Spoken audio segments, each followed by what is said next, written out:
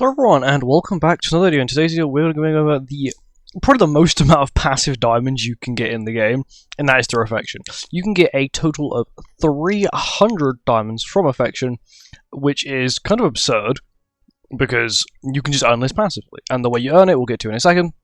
But as you can see here, every character has a bunch of hearts. The way you get these hearts, obtaining a character will give you a heart, and maxing out their affinity will then give you a second heart. So, for example, there is X amount of Escanors, you divide that... Sorry, if you divide the amount of hearts by 2, you'll then get the amount of Escanors that are on the game. There's 2 Gallons, so there's 4 hearts. There's 3 Melasculus, so there's 6 hearts. There's only 1 Death Pierce, so there's only 2 hearts. So on and so forth. All the characters in the game have this, apart from collaboration characters. Even the top 100 characters have it. These two here, who are only top 100, they also have it as well. And yeah, this is just a really passive way to get diamonds, and the way you actually obtain Affection is either A, by talking to specific heroes, so certain heroes you cannot talk to, like the Catastrophes or the Ragnaroks. I'm pretty sure you can talk to the Four Knights though. But the way you get Affection apart from that is through XP. So it is a 1-to-1 ratio. What I mean by that is, for every 1 XP you get, let me quickly show off to prove that I've got like everyone's affinity maxed. So I literally have the max amount of hearts I can get because everyone's affinity maxed. So all the darked out characters, all the collaboration characters, yeah, all the collaboration characters, and once again, you gain Affection by gaining XP. So what's a really good way to gain XP? Gold, because gold will not only enable you to gain XP, but you gain gold as well. This is going to be something that you probably want to do early game, and it will probably lead all the way up until your late game. But because of the most recent levels between 121 and 130 that are like a lot of XP, I think it's over 19,000 XP a level, which is absurd. You know, you can get lots of XP, and this is definitely a time to start farming Affection.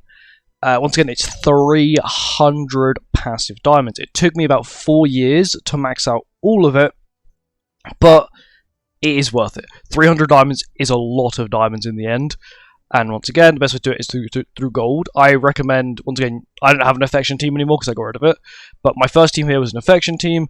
Best characters to of course use are like the really broken characters, so like Tyr's really good.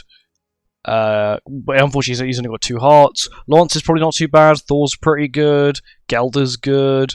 And Melly's good because Melly's got so many hearts. Like, for example, let's just say you have all the hearts for Melly unlocked, but you have no XP for him, but you don't really want to have to use every Melly. Well, you don't have to. You only got to use 1 Melly. You can just, as long as it's that character, you can obtain all those hearts. So, for example, let's just say you just started playing the game, you got Demon King Melly, but you also got a bunch of the old Mellies as well, and you think, I don't really want to use those old Mellies. You know, you'll max out the affinity for the extra heart, but you don't want to use them. It's fine, you could just use Demon King Melly, and Demon King Melly can obtain all the hearts for Melly, which is really good. It means you can just sort of use the most broken character in that field. For example, if they were to make a DPS Diane, you could use that DPS Diane instead of having to use, like, once again, Tank Diane, LR Diane, Valentine's Day Diane, or Ragnarok or the Summer Diane, who are, once again, I think Summer and Ragnarok are probably the 2 best for DPS.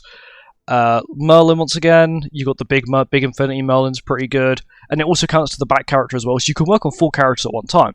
So if you think about it, you don't really have to get, 250 hearts. You've only got to get about 62.5 hearts, which isn't too bad. We need to get 63 to max them all out, but that's still a lot of XP. That's a lot of XP. About 20,000. It's a lot. It is a lot. I'm not going to do the maths because I'm not the worst at maths, but it's just boring. Freya's are pretty good. Roxy's are quite good. Melasculus are bad. I'll just show you all the characters I've done, and I'll just go over the ones that are pretty good and pretty bad. But gold's definitely a way to go. If you cannot do the highest tier of gold with that team, don't worry, because it can be a little bit of a challenge sometimes.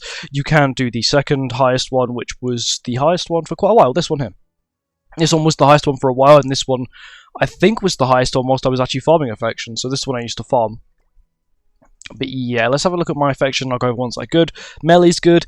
Liz is quite good. Diane was just a character I had on the back. Bond's quite good. Once again, you got Transcendent, and you've got Purgatory. I think I maxed his out when Purgatory came out, and then I continued to use him when Purg came out as well. King, you've got LR King, New Year King, Chad King, they're all quite good. Even Valentine's Day King. Gotha, he's pretty mediocre, I'm not going to lie. I don't know why I did Gowther. I think I'd Gowther in the back, like a healing Gowther or something along the lines of that.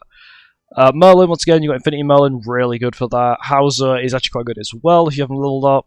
And got some decent gear for him. Twigo was in the back when I was farming Purgatory Barn, which proves how long I've been doing this for. Keep scrolling. Lilia, LR Lilia is really good. Elaine is okay. Arthur was pretty good with humans. So what you do is you'd run the base green Arthur. So he's the one with the damage decrease taken and the damage increase dealt. You have his relic, and then once again you'd get so much done. I'd probably run him with Escanor as well. You can run LR, the ultimate one, or even if you are doing the lower stage one, you can probably go with running the OG, the ultimate one, the light ultimate one, which has been recently free in this Lance event. And once again, he's AoE death damage, so you may actually be able to kill them even quicker. Gallon has LR. Gallon wouldn't actually be too bad. Malascula, no. Death Pierce, back unit, nice to have. Just Valenti in general, no. Glocks, no. Estarossa has red Estarossa. You could think, oh, well, you can use green Estarossa for the counter. The AI will not use the counter. The AI does not know what a counter is. It will just play every other skill that is not the counter. Easton, no. Mono, yes. So Mono has the 2 Awaken variants. So you have the green Awaken variant and the blue Awaken variant. Both of them are quite good. Green's got the AoE and passive apply of debuffs. Blue Mono, so the blue Awakened one, you may want to run with Green Arthur, only because Green Arthur's relic does constantly apply a debuff every turn, but she also has a weak point as well, and she has no way to apply the debuffs herself.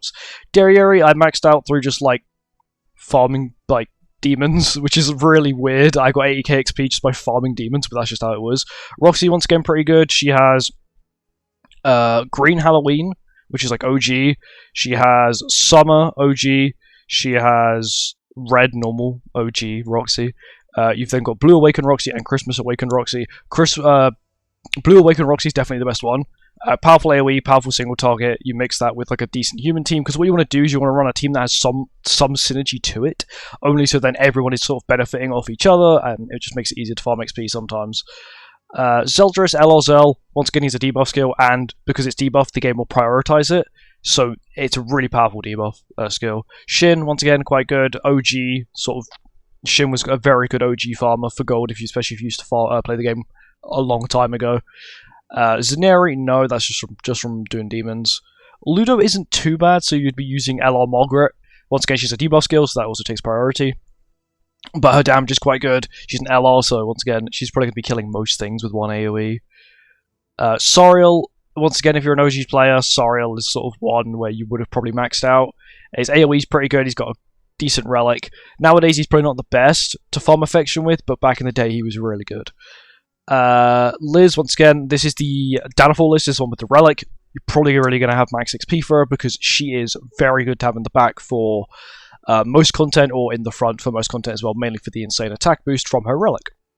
Nanashi, you're going to max out Nanashi. Sigurd, I think I used with...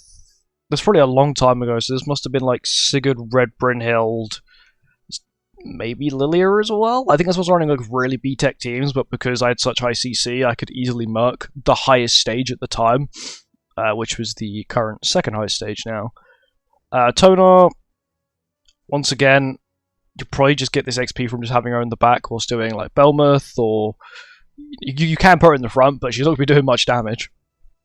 Brynhild, once again, Red Brynhild. Miguel is just Dawning Beast. Scotty, you could use Red Scotty, she's probably not the worst. Jormungand, once again, Demonic Beast. Freya, Demonic Beast and just general PvE. Freya, once again, she is quite good. She has AoE. I would use red one over green if you can. Green only has single targets, and you sort of want AoEs to make it just a little bit faster. Mael, very good. Super powerful AoE, good single target. Put them on like a goddess team, you put Margaret, you put Liz on it. You have like Tristan in the back. Boom, you're working on 4 characters. Pretty good, pretty easy. Tyr, once again, priority move because he's got an AoE skill, which is weak point, and he passively applies debuff, so the game will automatically pick a weak point skill whenever you have one in your hand. Demon King, once again, quite good. He's got the debuff lower, but you put him on a team with like Melly and Zell, and boom, you've got quite a good affection team. You stick like Chandler or Cusack in back, and you can also farm those two as well at the same time. One of those two. Hell, she was okay to farm, wouldn't really recommend it. Gelder's quite good. You put her either on a full unknown team or a full demon team, she'll work pretty well. Percival, I haven't really used him too much. I think, yeah, now we're getting to the point where I already had my affection maxed out. Sab, good just farmer for gold. Thor was quite a good farmer for gold. Lance is okay. I can't believe I got 21,000 XP with Lance already. But yeah, Lance isn't too bad. His AoE's okay. And thankfully, if you run him with like a full human team, or you can even run him with like a full fairy team, his damage will also be pretty good. You could run him with Helbram, Elaine, King, and then Lance, and you'd probably have quite a decent team for damage. You will have to run like Green Elaine though, just to maximize the damage, and it will have to be LR King as well, once again, for the basic stat boost. But yeah, generally, like, it's a very long grind, but especially if you're farming XP and you are farming to 130, you do once again want to be farming gold. Double XP does actually boost the amount of affection you gain. So if you are going to farm it and you want to really farm diamonds, double XP is the best time to go. I think we just came out of a double XP event. Let me check. Because even if I do one run, it will say like, oh, okay, no, we're currently still in a double XP event. So once again, if you're watching this when it's like recently, so when it's come out, so my guess is that double XP will probably disappear with New Year, but they may just immediately re-add it again with New Year, so it might not actually disappear. But yeah, just make sure you farm affection, especially if those 300 diamonds. That's a third of a rotation of a festival, and half a rotation of a collaboration, so make sure you do farm it. Don't sleep on it. It's a lot of diamonds. It is a long grind, but once again, if you are farming levels, you're farming gold for, you know, I don't know, pushing box EC, or you generally need gold for upgrading relics, making relics. This is a very good way to do it, and also passively farming diamonds. It is definitely not the quickest way of farming gold, but it's definitely one of the most productive ways to do it. But just do make sure that after, once again, you have maxed out someone's affection, you don't just leave them still going on that team, because they will not gain any more. When they reach the cap, they don't go any higher, which is the sad thing. So you will have to keep checking, and sort of, you may have to do a little bit of maths to figure out how much affection you get per run and how many runs you need to do just to make it as optimal as possible. Once again, if not, you can just leave it going overnight. They're done, you switch them in, next night you keep going, so on and so forth. If you just don't want to do it the maths way, which is sort of why I just did. I just let them go until they were done. But anyway, thank you for watching. I hope you guys enjoyed, and make sure you farm those diamonds. Goodbye.